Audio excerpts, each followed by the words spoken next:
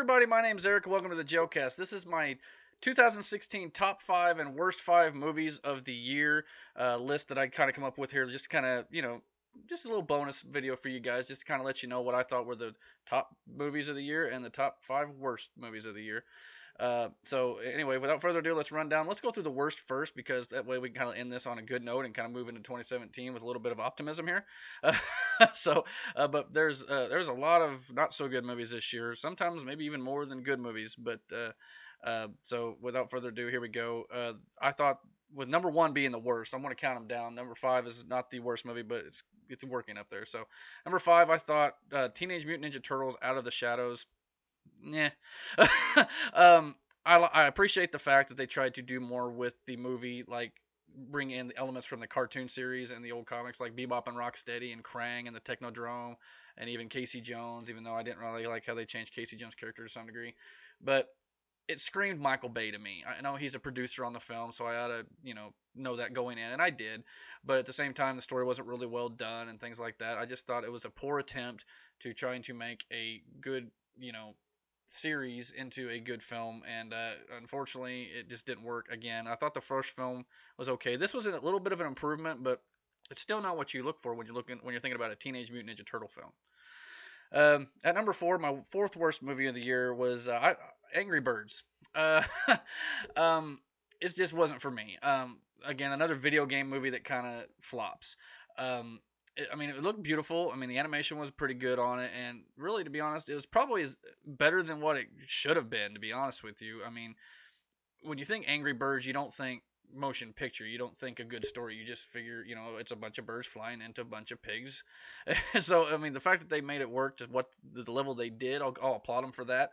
But it was boring. It was kind of plotting. Now, I'm sure a lot of kids loved it, and I'm glad that they did, and that's really the target audience here. But just for me, it just didn't work. Number three, this was one that was really disappointing to me. Independence Day Resurgence. The 20 years between Independence Day, the 1996 film, and this one, I don't know what happened. But this movie had potential to be a big blockbuster, and they obviously want to do a third film, or they wanted to. I don't think it's going to happen now, because this movie did not do very well. It tanked to some level, and critics hated it, fans hated it. The one word I said right after I saw this film was cheesy. It was absolutely a cheese fest. I mean, it is like a whole new level of suctitude I have not seen in a long time here. You expect this alien invasion film once again, but it ended up being just corny. I mean, it was just absolutely ridiculous. And I mean, you had this Siri ball that they got out of this little pod, and I don't know. Some of the one-liners were absolutely horrible and poorly delivered, I might add. Not to mention one of the best characters, without going into too many spoilers here, went got killed off, and it absolutely made no sense, and also it didn't help matters at all, and it was just completely unnecessary. It kind of angers you a little bit if you're a big fan of the first film, like I am. So that was a really big disappointment to me. Number two was the new Ghostbusters remake. I personally have not seen this film, so to put it on this high on my list, I understand it kind of seems a little judgmental, but at the same time, everything I've read about this film is absolutely disastrous. I mean, it just seems like nobody wanted it, nobody wanted to see it, nobody cares to see it, and those who did absolutely hated it. So if it was a sequel to the original Ghostbusters films, like they were their kids or something like that, and the girls were their daughters, I could see that. But this movie had nothing to do with the originals. It was a complete remake, so to speak. It acted like the originals never happened. Those actors, like Bill Murray and Dan Aykroyd, were in the film, but they played completely different characters, so it just made no sense. And I just think that series is just better left to just leave it alone. Even though I hear they want to do a lot more with it, like either a TV series or continue to make movies, good luck. That's all I could say. And my number one worst film of the year I have seen, it was Assassin's Creed. Assassin's Creed with Michael Fassbender. Oh my gosh. This thing, again, another video game movie that everybody hopes will be good. This thing, the story was horrible. Some of the choreography and the action was okay. And the look of the character, with the cloak and the hood, and the knives coming out of the wrist and things like that. That all looked great and everything. But the movie itself, the story was horrible. It was boring. It was absolutely atrocious. I actually started to fall asleep in this film to some degree, and I get really fidgety when a movie does not entertain me. So if you're ever with me watching a movie, you can tell because I start to shake a little bit and I start to kind of move around, try to get comfortable because or try to stay awake, however you want to look at it. But that film was absolutely horrid. Don't watch it. It's bad. I did a movie review for it actually, and I gave it 2 stars out of 5. I think I was being a little too generous. After thinking about it even more, it's lucky to get 1 star for me. So take that for what you will. Moving to the top movies of 2016, I will say my top 5 movies. You're probably going to start to see my interest in a lot of these movies because I'm a little biased because I am a bit of a nerd, a bit of a geek, if you couldn't tell. So some of these movies are going to look, you're going to look at them and say, oh, of course he loves those because he's a little biased toward these types of films, and I am. I'm going to flat out say it. But I'm hoping this year I will expand seeing more movies that are not in this genre as much, and perhaps maybe next year they'll be a little different. But for now, because doing this YouTube channel, I hope to see some movies that I wouldn't normally maybe check out. So it might change my views on some things too, and I hope, and that's what I'm kind of doing this for. I want to see other things. But for now, these are the top 5 for 2016, and we'll get into them right now. And I know a lot of people don't like these movies right here. It's a two-way tie at top 5. At number 5, the DC EU films with Batman vs Superman and Suicide Squad. I loved those movies. Some people didn't agree with me, but hey, this is my show. Here we go. So, um, BVS had its issues. Suicide Squad did too. A lot of the stories, it's a little plotting at points, and even the editing is a little choppy at times. But hey, I enjoy them. I thought they were, entertaining enough. Granted, they're not perfect, but I'm willing to give DC a shot because when Marvel started out their studios with Iron Man and the Incredible Hulk and Iron Man 2, they had a few hits and they had some misses as well. So DC is still like this is like only their second movie since they've announced it was going to be a universe. It's technically their third film, so they're allowed a few misses here too. So I can't wait for Wonder Woman next year and Justice League, and we'll see how they get things turned around, and we'll go from there. And I'm willing to give them a chance. At number 4, I thought this film was underrated for 2016. Star Trek Beyond.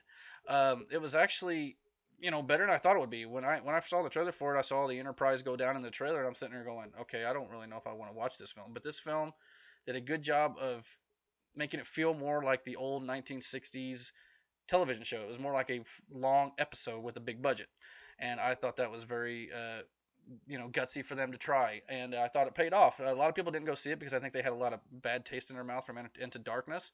But if you haven't seen it yet, please check it out, and I hope they continue to make a fourth one like they planned because it was very well done. Uh, the top 3 here was very hard for me to pick because all these I loved. But number 3, as great as it was Deadpool. It could even, I mean, it could be number 1 in a lot of people's list, but for me, it was the third best movie of the year. This was well done. I mean, for a low budget, it was like made for like $70 million or something like that, and it made like $700 million at the box office. So it just goes to show you don't have to put a lot of money into a movie to get a lot on your and get a lot back on your investment, so to speak. Ryan Reynolds is perfectly cast as this, and he's obviously going to play Deadpool many more times in the future here. And I cannot wait for the sequel, which I believe they're filming this year for probably a 2018 release. But yeah, it was comedy was great, action was great, story was really well done, and it was just a lot of fun. And it was one of the most fun times I've had at the movies in a lot of years. Um, Speaking of fun times at the theater, number 2, you all know I'm a Star Wars fan. So Rogue One, a Star Wars story, was number 2. It's just a very good standalone film. You don't have to see anything else to necessarily enjoy it. It helps, and I think it will enrich your viewing of A New Hope, especially. So definitely, being it's still in theaters, if you haven't seen it yet, check it out. I mean, it's great, and lot of good action in it, and they make you care about the characters in this film, so you feel for them when what their fate happens to them. So it's done so well that you don't have to see anything else. But like I said, I highly encourage you to check out all the movies and the TV shows and the books and novels because it's a great story to be told and it's got a lot of great lore in it. So definitely check that one out. So number 1 for me for 2016. Again, it's a bit of a two-way tie here, but it's the Marvel Cinematic Universe movies. It's the Captain America: Civil War and Doctor Strange. Civil War, obviously, you know, amazing film. I mean, it took all these different characters, brought them together, and it wasn't crowded. It wasn't too much story to handle. It was perfect. And the Russo brothers, who also did Captain America: Winter Soldier, they're going to be directing the next Avengers movie, Infinity War, and I expect that just to be absolutely incredible.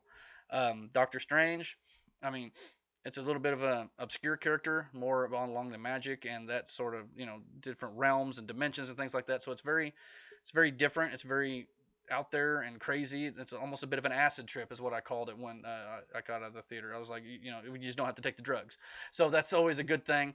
But yeah, it's very kaleidoscopic and very surreal, and it'll definitely make you wonder, okay, where are they going with this, with like Thor and all these other different worlds and realms.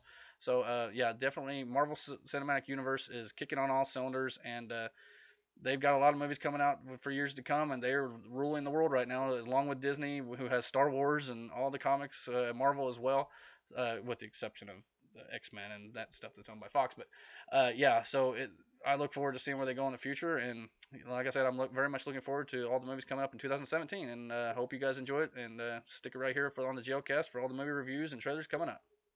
Well, that'll just about do it for me, everybody. Thank you for watching this video, and if you like what you saw here, please comment and like this video. And you can also subscribe to the Jailcast on YouTube by searching for Jailcast there. You can also find links in the description of this video for my Facebook and Twitter, or you can go to facebook.com/Jailcast, or you can find me on Twitter @EricJail. So until next time, thank you for watching. God bless.